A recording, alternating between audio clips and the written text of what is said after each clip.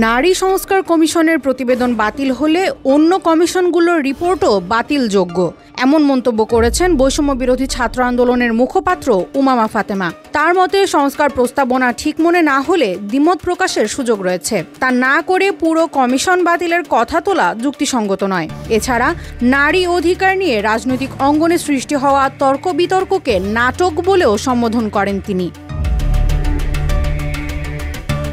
সম্প্রতি এক ফেসবুক পোস্টে এসব কথা তুলে ধরেন উমামা। তার দাবি, নারী সংস্কার কমিশনের রিপোর্টে সব স্তরের নারীদের সমস্যা চিহ্নিত করা হয়েছে।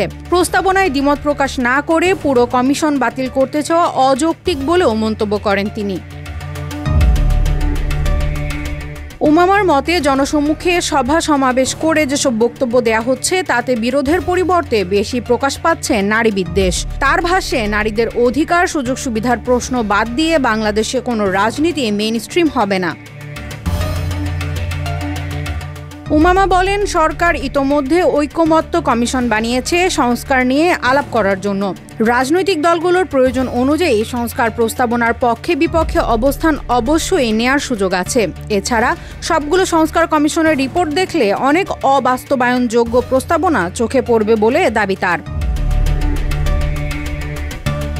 এছাড়া অভ্যুত্থানের পর দেশের 50% জনগণের অধিকারের প্রশ্ন যাদের কাছে উটকো ঝামেলা মনে হয় তাদের রাজনীতি প্রশ্নবিদ্ধ বলে মন্তব্য করেন জুলাই আন্দোলনের পরিচিত এই মুখ।